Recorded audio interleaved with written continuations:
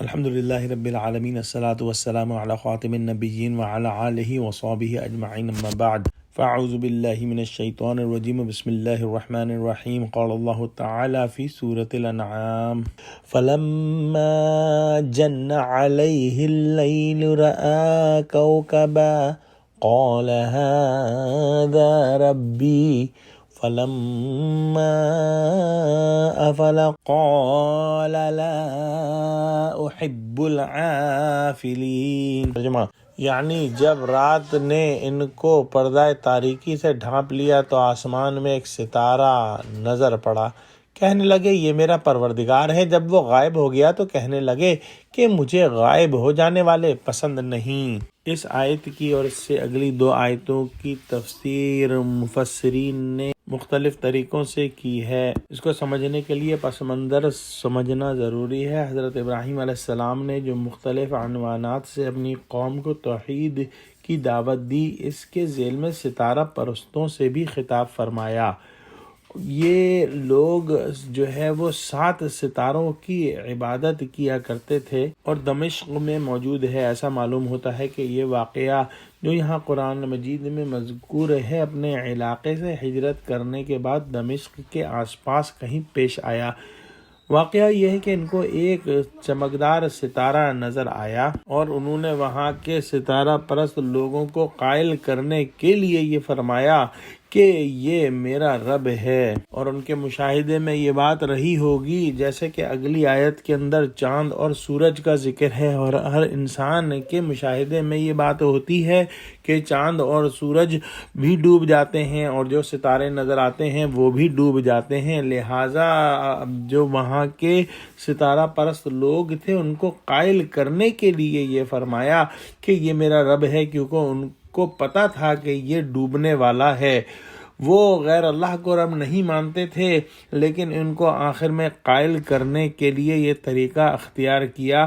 وہ ستارہ کچھ دیر کے بعد چھپ گیا تو آپ نے فرمایا کہ چھپ جانے والوں اور غروب ہونے والوں سے میں محبت نہیں کر سکتا۔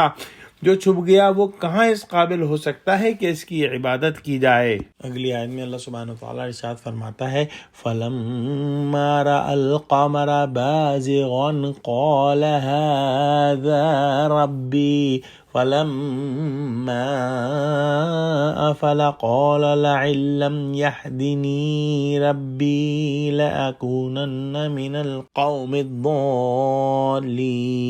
ترجمہ پھر جب چاند کو دیکھا کہ چمک رہا ہے تو کہنے لگے یہ میرا پروردگار ہے، لیکن جب وہ بھی چھپ گیا تو بول اٹھے کہ میرا پروردگار مجھے سیدھا راستہ نہیں دکھائے گا تو میں ان لوگوں میں سے ہو جاؤں گا جو بھٹک رہے ہیں۔ حضرت ابراہیم علیہ السلام نے ستارے کو رد کر کے کہ یہ رب ہو سکتا ہے چاند پر نظر کی اور دیکھا کہ چاند بنسبت ستاروں کے بڑا تھا اور خوب زیادہ روشنی والا تھا۔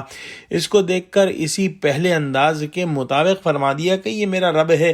پھر وہ بھی غروب ہو گیا تو اس مرتبہ فرمایا کہ اگر میرے رب نے مجھے ہدایت نہ دی ہوتی تو میں گمراہوں میں سے ہو جاتا۔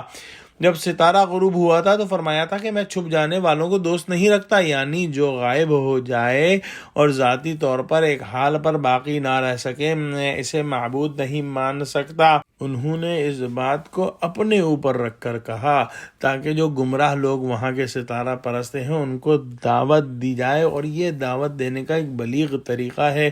ان میں ان لوگوں پر ایک طرح سے تعریض اور اعتراض بھی تھا کہ تم لوگ عجیب لوگ ہو جسے اپنے اوپر اختیار نہیں اس کو معبود بنائے ہوئے ہو۔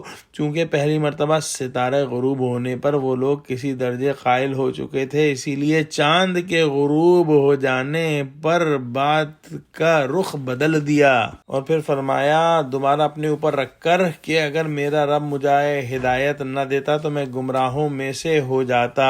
لہذا انڈائریکٹلی ستارہ پرستوں کو یہ بتایا کہ تم لوگ ستارہ پرستی کی وجہ سے گمراہ ہو۔ اگلی آیت میں سورج کا ذکر فرمایا اور ہم انشاءاللہ اس کو کل پڑھیں گے۔ دعا کرتے ہیں کہ اللہ سبحانہ وتعالی ہم کو قرآن کا فہم عطا فرما اور ہم کو بھی اپنے تبلیغ کے کام کے لیے چن لے، آمین۔ وآخر دعوانا ان الحمدللہ رب العالمین۔ السلام علیکم ورحمۃ اللہ وبرکاتہ۔